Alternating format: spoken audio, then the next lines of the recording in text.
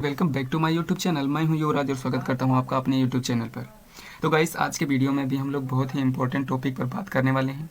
जीव विज्ञान में एक बहुत ही महत्वपूर्ण प्रश्न है चैप्टर नंबर 2 में पुष्पी पादपों में लैंगिक जनन में कि पर परागण किसे कहते हैं, पर परागण द्वारा होने वाले लाभ और हानियों का वर्णन कीजिए। तो चलिए स्टार्ट करते हैं। पहले देखते हैं कि पर परागण क्या होता है। पर परागण क्या होता है? जब किसी पुष्प के परागकण उसी जाति के किसी दूसरे पुष्प के वतिकाग्र पर पहुंचते हैं तो उसे पर परागण कहते हैं। पर परागण किसे कहते हैं? जब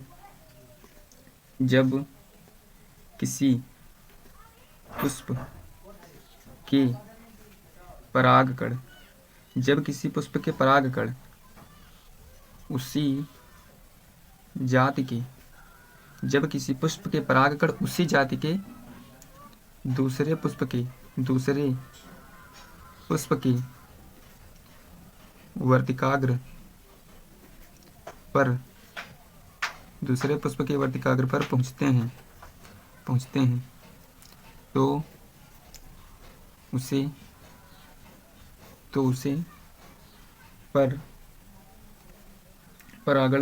तो उसे पर परागण कहते हैं। जब किसी पुष्प के परागकण उसी जाति के किसी दूसरे पुष्प के वतिकाग्र पर पहुंचते हैं तो उसे पर परागण कहते हैं। अब क्या देखेंगे कि पर परागण द्वारा होने वाले लाभ कौन कौन से हैं। तो पर परागण द्वारा होने वाले जो लाभ हैं, हम मेनली 4 लाभ देखेंगे और 4 हानियां देखेंगे, क्योंकि इतना ही बोर्ड में पूछा जाता है। तो पहले क्या देखेंगे?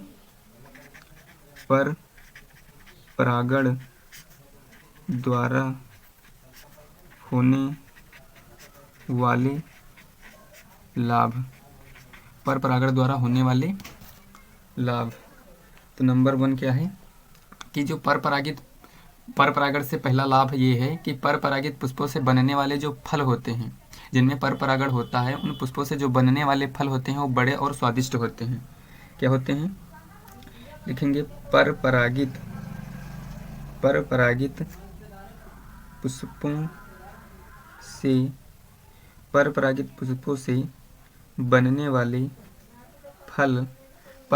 पुष्पों से बनने वाले फल बड़े और स्वादिष्ट होते हैं। बड़े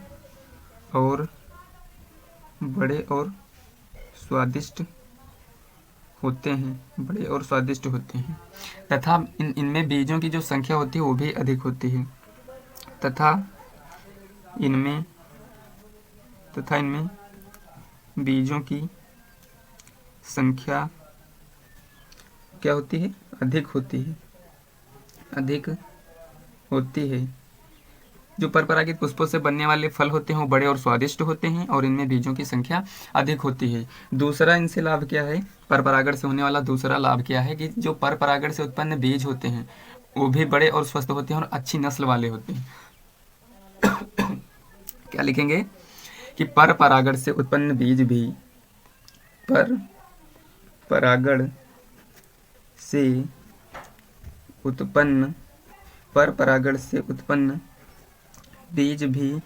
जो पर परागण से उत्पन्न वाले बीज होते हैं क्या होते हैं?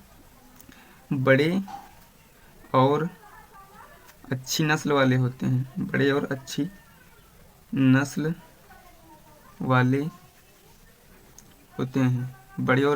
वाले होते हैं।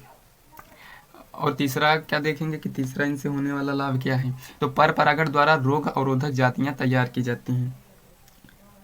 पर परागण द्वारा रोग अवरोधक जातियां तैयार की जाती हैं।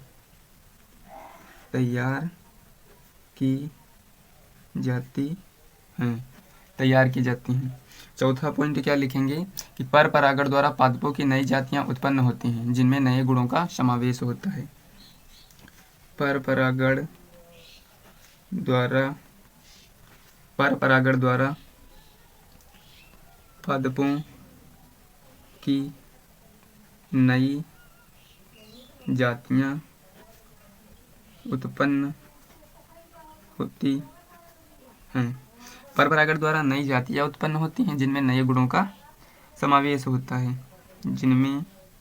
नए गुणों का समावेश होता है, नए गुणों का समावेश होता है। तो ये 4 ऐसे लाभ हैं जो परपरागण द्वारा होते हैं और ये सरल भी हैं, तो इन्हीं को याद करिएगा। किताब में तो बहुत बड़े बड़े लिखे होते हैं, पर ये एक हिसाब से देखा जाए तो बहुत ही सरल सरल लिखे हैं। अब क्या देखेंगे कि परपरागण द्वारा होने वाली हानियाँ कौन कौन सी हैं। तो परपरागण द्वारा होने वाली हानियाँ, परपरागण द्वारा होने वाली हानियाँ। गाइस इसको अच्छे से याद कर लीजिएगा, 5 नंबर में पूछा जाएगा। तो हानियाँ कौन कौन सी हैं। तो नंबर 1 देखेंगे कि परपरागित बीज जो होते हैं वो सदैव संकर होते हैं।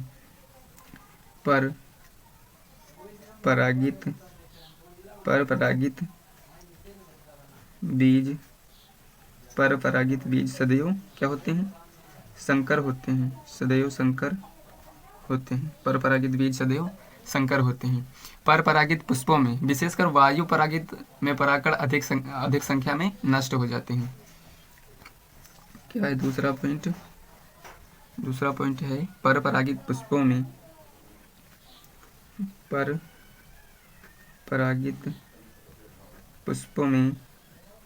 परपरागित पुष्पों में जो इनके परागकण होते हैं अधिक संख्या में नष्ट हो जाते हैं, खासकर किसमें, वायु परागण में होता है। तो लिखेंगे परपरागित पुष्पों में विशेषकर वायु परागित में परागकण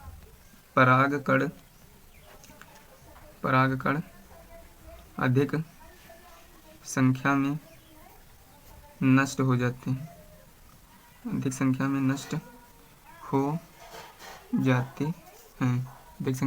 हो जाते हैं। फिर नेक्स्ट पॉइंट क्या लिखेंगे कि परपरागण के लिए पुष्पों को दूसरे पुष्पों पर निर्भर रहना पड़ता है, क्योंकि इसमें माध्यम की आवश्यकता होती है, तो दूसरे पुष्पों पर तो आश्रित होना ही पड़ेगा। तो परपरागण के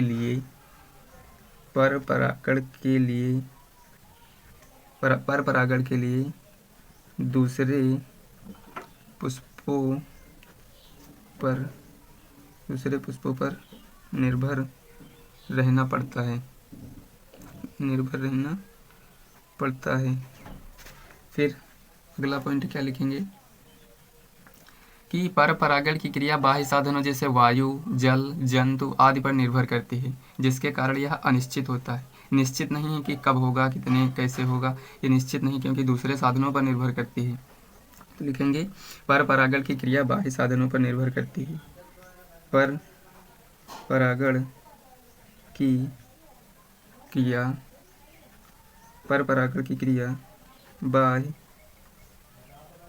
बाह्य साधनों पर निर्भर करती है। बाह्य साधनों पर निर्भर करती है, जैसे किस पर, जैसे वायु पर, जल हो गया, वायु हो गई, जंतु आदि पर निर्भर करती है, जिसके कारण यह अनिश्चित होता है, इसके कारण यह